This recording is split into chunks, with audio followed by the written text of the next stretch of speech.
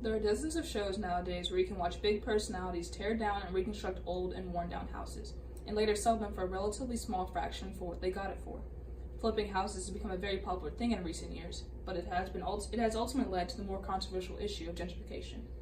Hi, my name is Savannah May, and in this presentation, I will be answering to what extent does gentrification impact U.S. cities and their inhabitants. According to Barry Plunkett and Joe Novak on the impacts of gentrification, a policy primer, gentrification can be defined by the arrival of affluent people in low-income urban neighborhoods, which leads to large-scale urban development with luxury housing and an influx of new businesses and franchises that enter the upcoming area. This process of taking what is broken and making it bigger and better has been a recurring theme for centuries, but American gentrification stems from the 1950s. During this time, there was a massive shift of white families from urban areas to the suburbs, and this was labeled as white flight. This caused a lot of money to leave cities as those suburbs were the richer part of the community, and a lot of cities fell into despair. In recent decades, there has been a push for urban housing because of their proximity to urban jobs. So now a lot of those affluent families are trying to move back into cities, which leads to a demand in upper income housing, which can ultimately lead to a lower income families being displaced. Unfortunately, it is inevitable, but this process can be amended to be made friendlier to all inhabitants. Economically, gentrification is a lucrative business that can greatly benefit the community. According to Mark R. Montgomery, in the urban transformation of the developing world, poorer communities are generally less well provided with basic services and are forced to shoulder substantial financial burdens and revenue-raising responsibilities, which they simply do not have the money to do so. But as more affluent families enter into these urban areas, the median income will increase, which in turn increases the tax revenue of the local government. The increase in taxes allows the government to put more money into infrastructure, healthcare, education, and provide more funding for social safety net services such as rental assistance, energy assistance, and emergency food assistance, which are all services that lower income families depend on, according to John Mueller and ggwash.com. Also, gentrification leads to a safer city, as crime rates decrease substantially, according to Gentrification Improves American Cities, an article by Stephen Zacks. Lastly, gentrification leads to more jobs being created as businesses and corporations follow these families. Even popular franchises move into these neighborhoods like Starbucks and Whole Foods, and even though they are more geared towards the upper class, they offer jobs to anyone. On paper, gentrification does look good and benefits the community in many ways, but it still has its drawbacks. Unfortunately, sometimes gentrification is just one big disguise, as all the new houses and jobs and taxes hides the fact that lower income families are not benefiting at all from these services. Like I said earlier, how medium incomes increase as affluent families move in, but this doesn't mean the poor are getting richer, it just means that rich people are coming in. For the most part, there is not a part of gentrification that makes lower income families better off, but if they can maintain their holdings, they can benefit from the increase in government revenue. Otherwise, they are pushed out before they can even enjoy these new amenities. New affluent housing causes rent and home values to increase as new homes increase the property values and the demand for housing pushes prices up.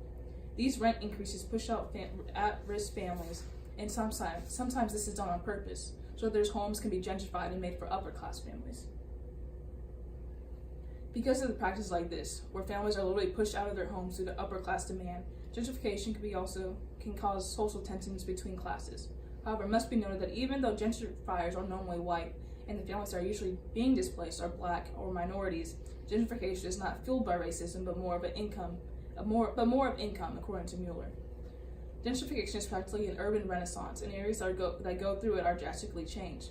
Oftentimes, the interests of gentrifiers are vastly different from the initial residents, as initial residents require more social services, and gentrifiers seek more recreational activities, according to Mueller.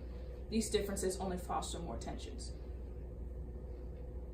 According to Kath Newman and Elvin Wiley, gentrification is the remaking of working class space to serve the needs of middle and upper class people.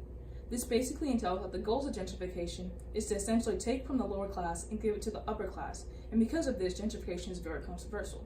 Gentrification is fueled by self-interest. Developers want to make a profit, affluent residents want to be closer to their jobs, governments want more taxes, and because of this, it is hard for these groups to see just how gentrification affects others. Displacement is the biggest issue surrounding gentrification, and even though it's hard to measure it, it is still very true. Families without money risk losing their homes and jobs as rent increases push them out and factories are shut down to make room for affluent housing. Gentrification is seen as a savior to struggling low-income neighborhoods, but the truth is that these low-income families are not benefiting at all. Gentrification does not need to be outlawed, nor should it be, because again, it offers many benefits. However, policies and laws need to be put in place to extend the benefits of gentrification to cover all citizens, not just the rich. And in doing so, gentrification ultimately becomes community development because lower income residents begin to prosper as well. For example, one policy that may deter displacement is that governments offer subsidies to those developing low and medium income housing. The incentive will increase the housing market and expand it to include all classes, including not just the upper class. Policies should also prohibit large-scale luxury development in low-income neighborhoods who would be at severe risk of displacement. Money should not be the only thing that matters, especially when lives are at stake. Gentrification should offer a mixed blend of low-income and upper-income housing. And lastly, in the midst of gentrification, the need to produce as much housing as possible is at an all-time high. The demand for housing is so great in developing urban areas that the price of housing and rent increases, which can drive people out.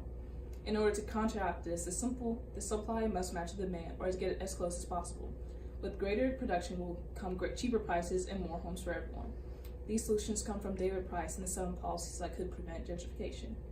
With policies like these being implemented, the process of gentrification should become more palatable to all parties concerned. But when it comes to gentrification, everyone in the community needs to pay attention and knows just how everyone is affected by it, and in doing so, the community as a whole is able to develop and everyone can benefit from gentrification. The end.